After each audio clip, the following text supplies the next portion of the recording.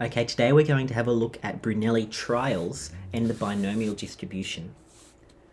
So the binomial theorem can be applied to find the probability of multi-stage experiments where there are only two outcomes and also the data is discrete. So binomial experiments exist under the following conditions. So each stage of the experiment is a Bernoulli trial with the probability of success. Condition number 2, the stages are all independent, they don't impact each other.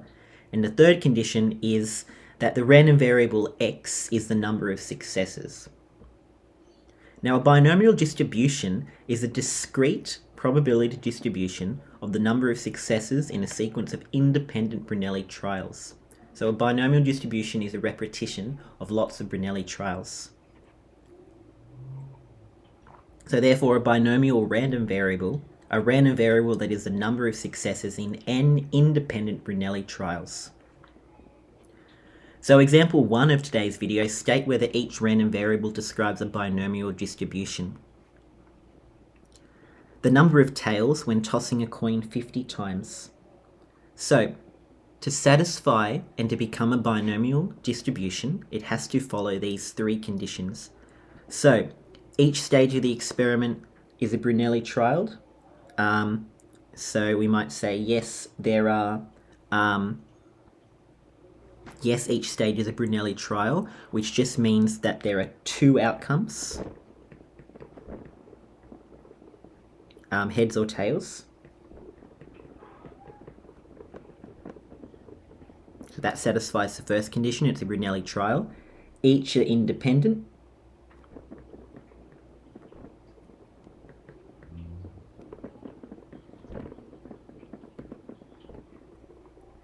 And number 3, the third is that the probability is the same for each trial.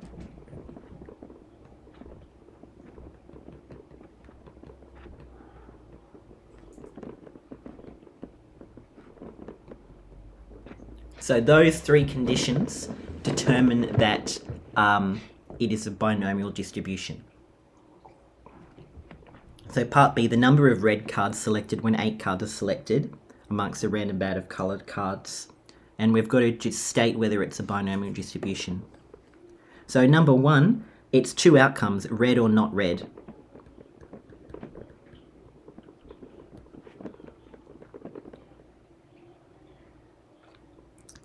Number 2, so we're looking at whether they're each independent.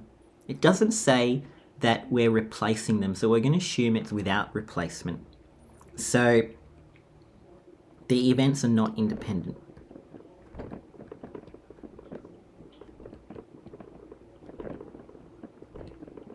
No, the events are not independent because if you take one red card out, that affects the whole next experiment, the next trial in that probability experiment. And the third one is the probability is the same for each trial. No, because we're changing it each time, we're not replacing it. So this is not a binomial distribution. If we were replacing them, it would be a binomial distribution.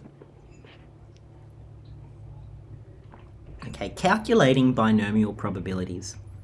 So consider rolling a 6 on a die and repeating the experiment 6 times. The success of rolling a 6 is 1 on 6, and the failure is 5 on 6. Now, we could draw a tree diagram if we were babies, but we're going to use the binomial theorem and realize that the probability of each of these outcomes follows a binomial distribution, and that's because we're looking at, okay, the probability of getting 1 6 is going to be 6 choose 1, and then 6 choose 2 would be 2, 6 choose 3 would be 6. So these follow a binomial distribution. They follow the binomial theorem. So 0 6s, 6. We've got 4 trials. We're choosing 0 6s. 1 6, 4 trials. We're choosing 1 6. 4 6s, 4 trials. We're choosing 4 6s. So therefore, if we have an experiment where each stage of a Bernoulli trial has the same probability of success, the stages are independent, and the random variable x is the number of successes, not their order, then the probability of x successes is going to be n choose x, p to the power of x, q to the n minus x. And this is from the binomial theorem. So, example number 2 is we want to know the probability that there are 2 clubs in a deck of cards. So, we're looking, 6 cards are drawn from a random pack of 52 playing cards. Each card is replaced and the pack is shuffled before the next card is drawn. Find as fractions with denominators 4 to the power of 6 a probability that there are 2 clubs. So 6 cards are drawn. So 6 choose 2 clubs times by. Now the probability of getting a club, there's 4 suits in a deck of cards, so the probability of getting a club is 1/4. So 1 on 4, and we're doing 2 of them. And the probability of not getting a club is 3 on 4. And there would be 4 left over. And that would get us 1215 on 4 to the power of 6. So that would be the probability of there getting 2 clubs. In terms of our successes and failures, this is a binomial experiment where the probability of success is 1/4 and the probability of failure is 3/4. And of course, the failure is not getting a club. 1 club, well, we've got 6 choose 1 times 1/4 to the power of 1 times 3/4 to the power of 5. So getting 1 club and 5 not club. And if we simplify that, we get 1458 on 4 to the power of 6. Part C, there is at least 1 club. Now, people who waste time in their exam will go 1 club, plus 2 clubs, plus 3, plus 4, plus 5, plus 6. But if you want to have a think about this logically, at least 1 club is going to be the same as 1 minus no clubs. So 1 minus the probability that x is 0. So 1 minus 6 choose 0. So 6 choose 0 clubs times 1/4 to the power of 0, 3/4 to the power of 6, which is 3367 on 4 to the 6. Now part D, we've got at least 4 clubs. Now that means 4 clubs, 5 clubs, or 6 clubs. Now it's not going to be easier. You could go 1 minus 0, 1, 2, and 3, but it's really the same amount of working. So you're just going to go 4 clubs, 5 clubs, and 6 clubs. So the probability of 4 clubs is going to be 6 choose 4 times 1/4 to the power of 4 times 3/4 squared, and then plus 6 choose 5,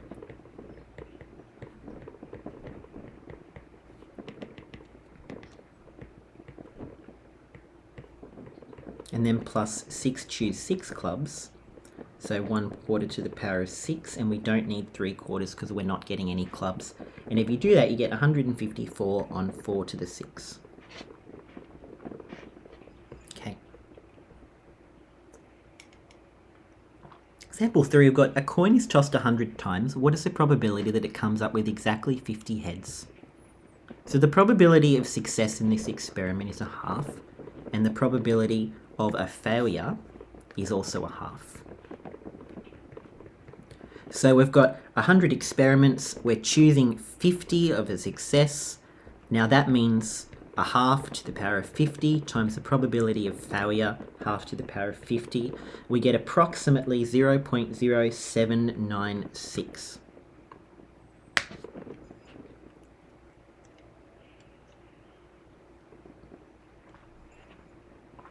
Okay. Example number 4, a light bulb is classed as defective if it burns out under 1,000 hours. A company making light bulbs finds that after careful testing, 1% of light bulbs are defective. If it packs its bulbs in boxes of 50, Find correct to 3 significant figures the probability that the box contains no defective bulbs. First of all, let's think, is this a binomial distribution? Yes, they're either defective or not defective. Now the probability of it being defective is at 1%, which is 0.01, which means the probability of it not being defective is 0.99. So no defective bulbs would be in a box 50, choosing 0, times by the probability of them being defective. We've got 0.01 to the power of 0 times by 0.99 to the power of 50. Let me quickly type that in. Now 50 choose 0, of course, is 1. If you do that, you get, 50 choose 0, 0.605. Okay, the probability that at least 2 bulbs are defective. Now, we're looking at the probability of x being greater than or equal to 2. Now, that would take a very long time to do 2, 3, 4, all the way up to 50. So we're going to go 1 minus the probability that x is 1 minus the probability that x is 0 as well.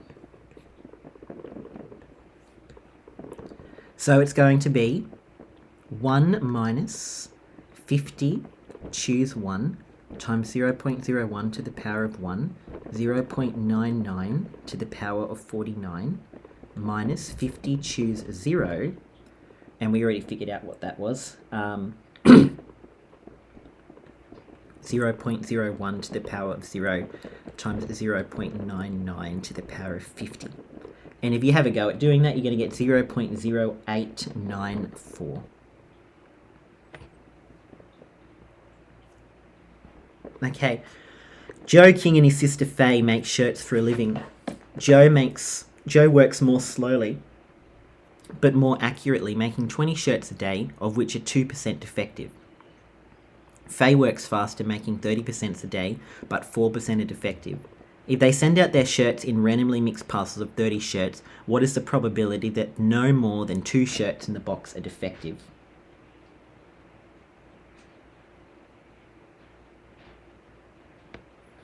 So we can see that they're sending out boxes that have different shirts made by different people. So the probability of a single shirt is going to be affected a tad differently than the probability of just one person making it. So why don't we say the probability of it being defective, of a shirt being defective, well, it's going to be the probability of a defective Joe, so Joe made it and defective, plus the probability that Faye made it and it's defective. Okay, now Joe is making 20 shirts and Faye is making 30, which means there's 50 shirts altogether. So Joe's shirt is going to be 20 on 50 times by 2%. So out of the total pool of their shirts, we're not caring about this 30 at the moment, but out of the pool of their shirts, if they put their daily defectiveness together, it's going to be 20 on 50 for Joe, because there's 50 altogether that they make, and 30 on 50 for Faye, times by 4%. So the probability on either day that there are defective shirts are going to be 4 on 125. So the probability that there is a defective shirt is 4 on 125, which means the probability that there's no defective shirts is going to be 1 minus that, which is 121 on 125. So we want to know the probability that there is no more than 2 shirts in the box being defective. So the probability that x is less than or equal to 2. Well, that's just simply going to be the probability that x is 0, plus the probability that x is 1, plus the probability that x is 2. So the probability x is 0, well, we've got a box of 30 shirts, so 30 choose 0, and 0 are defective, so 121 on 125 to the power of 30, plus 1 being defective, 30 choose 1, Note that it's not 50. We've got a box of 30 this time. When we use this 50 here, we weren't considering about this 30 yet. We hadn't got up to that yet.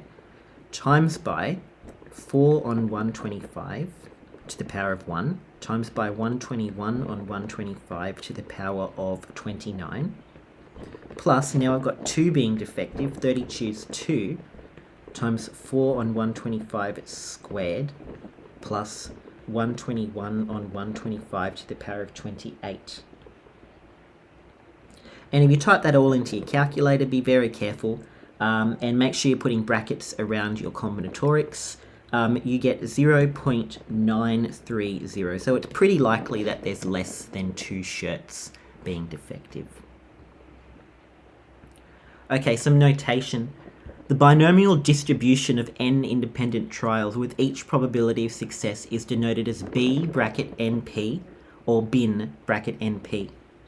Now, to indicate that X has a binomial distribution with n identical trials and a probability of success P, we say the notation is X tilde, I think that is, X squiggly line B NP.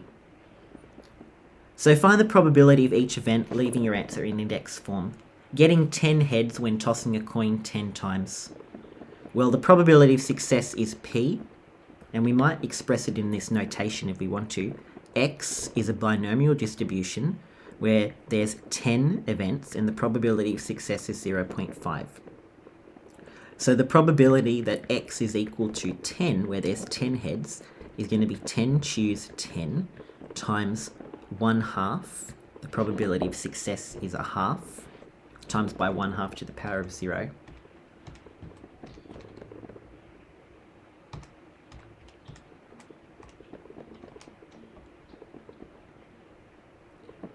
And if you do that, you get 1 on 124. 1 on 1024. Which I think, 2 to the power of 10. Yeah. And part B, we're looking at getting 8 red cards when selecting 8 cards with replacement from a random bag of 10 red cards and 11 white. Importantly, if it said without replacement, then this would no longer be a binomial distribution and we couldn't apply these techniques here. So let's have a look at the probability of success. The probability of getting a red is going to be 10 on 21. So the probability of getting 8, wherein we're selecting 8 cards, is going to be 8 choose 8 times by 10 on 21 to the power of 8.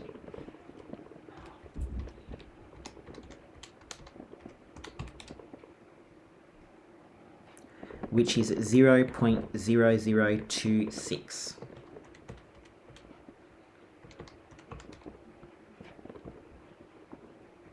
Okay, a variable x follows the distribution, so binomial distribution, x be 10, where there's 10 trials and the probability of success is 0.6. Find the probability of x being equal to 5.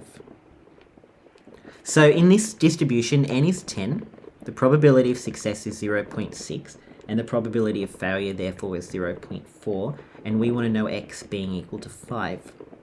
So it's simply going to be 10 choose 5, and I might actually change the notation here just to say that, okay, we can express it like this if we wanted to. 10 choose 5 times by 0.6 to the power of 5. We're looking at 5 successes. And there's also going to be 5 failures in this distribution. And if you do that, you get 0.2007. Okay. Example number 8, we've got a particular medical test correctly identifies whether a person has an illness 98% of the time. If 10 people are tested, find the following probabilities. No people are tested incorrectly.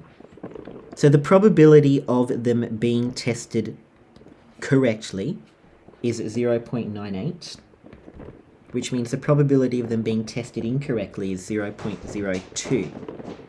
And in this case, n is equal to 10. So here we've got no people being tested incorrectly means they're all tested correctly. So 10 choose 10 times by 0.98 to the power of 10. And if we want to, we can say times 0.02 to the power of 0, but that bit's not necessary. And if you do that, you get 0.817. Now, at least one person diagnosed incorrectly, so we're looking at the probability that x is greater than or equal to 1. That you could do 1, 2, 3, 4, 5, 6, 7, 8, 9 and add them all together. That would take a long time. So you go 1 minus the probability that x is equal to 0. So 1 minus the probability that x is equal to 0, which we already calculated was 0.817. We did that in the previous example. So 0.813. Okay, and that's the idea of binomial distributions. Thank you.